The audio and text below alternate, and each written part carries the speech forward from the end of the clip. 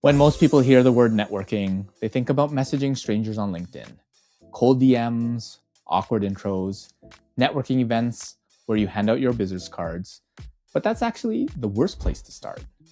The easiest and safest way to network is to start with people who already exist in your life.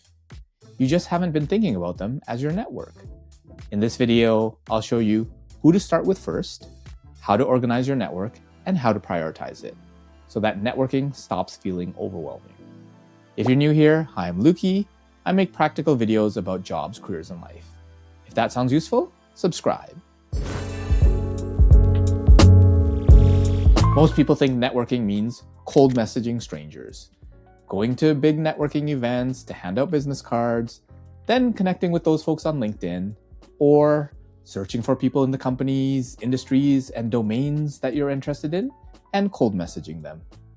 But real networking starts with warm connections, people who already have some context with you.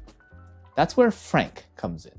Frank stands for friends, relatives, acquaintances, neighbors, parents of kids you know. Before you dismiss this, here's something important. Most opportunities do not come from your closest friends. Those are your strong ties. If they had an opportunity for you, they probably would have already helped. Research shows that most opportunities come from weak ties, connections of connections. Your friend might not work at the company you want, but their cousin does, or their roommate, or their former coworker.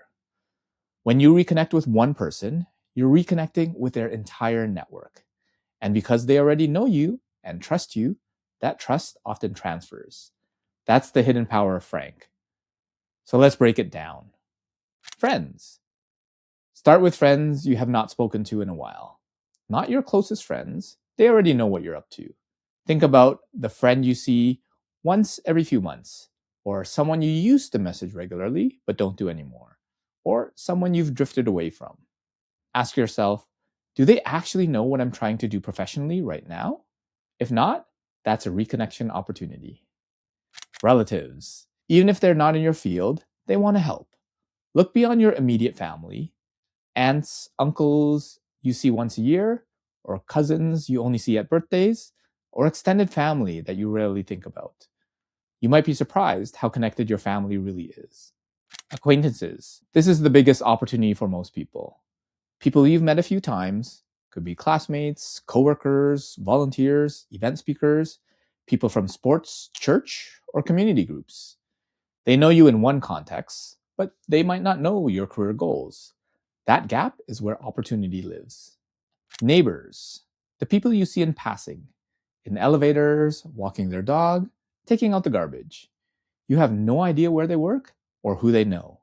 Sometimes the connection you need is literally across the street. Parents of kids you know.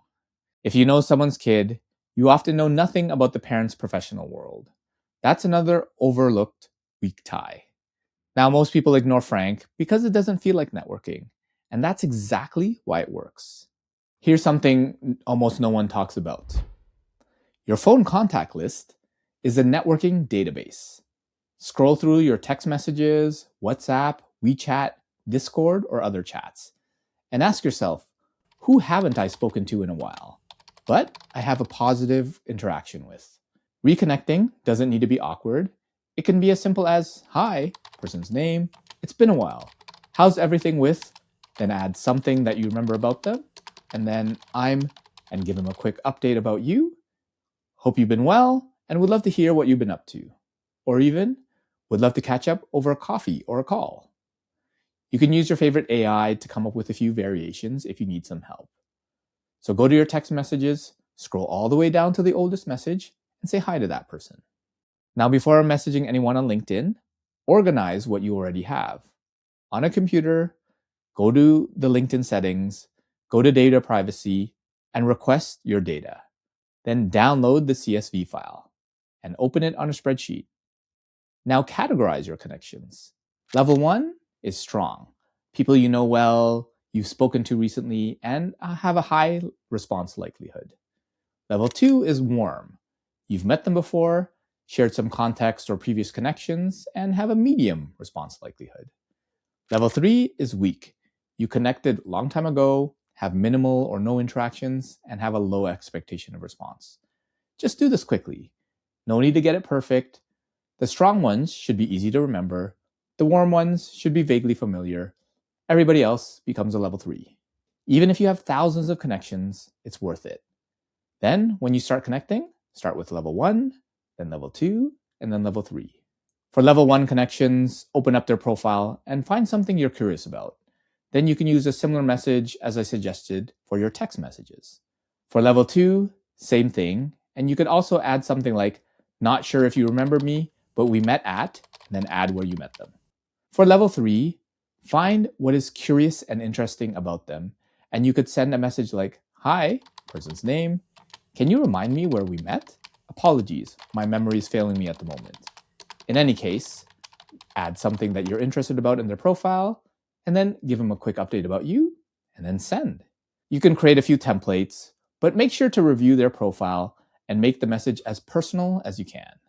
And while you're on their profile, take a look at some of their posts and like any that you find interesting, and ideally make a meaningful comment as you read through some of them. That can help you further build meaningful connections. After all, when you like their post, they like you. And also remember, you're not asking for a job, you're exercising your connection muscles. Now, block 1 to 3 hours a week to maintain your social health, and you'll be swimming in opportunities in no time. Now, 4 things to remember. 1 is that context beats credentials. People respond more to shared context than impressive resumes. Focus on what you're curious about, and a good place to start are volunteering experiences. Because in all honesty, not everybody likes their work, which means that not everybody likes talking about it. But volunteering is usually done out of their own free will and is often something they're passionate about. Second is curiosity over clarity. It's okay to say that I'm still figuring things out when you're asking them for advice. Number 3 is use low stakes asks. Start with a few questions, then progress to a 20-minute virtual call, then progress to an in-person coffee chat if they're willing. And 4 is progress over perfection. 1 connection a week beats 20 messages that are never sent. So before you message a bunch of strangers on LinkedIn, start with Frank, your phone, and your existing LinkedIn connections. And if you found this video helpful, then why not join the Focus Inspired Academy, which is your career confidence gym. Go deeper into these concepts and get group coaching to help. Check the link in the description box below for a free 1-month trial for supporting the channel. And before you click off, if you'd like to know more about why even Harvard grads aren't getting a job, click here. And if you want to learn how to network as an international student or a newcomer, even if you're shy, then click here. Until next time, be focused and stay inspired.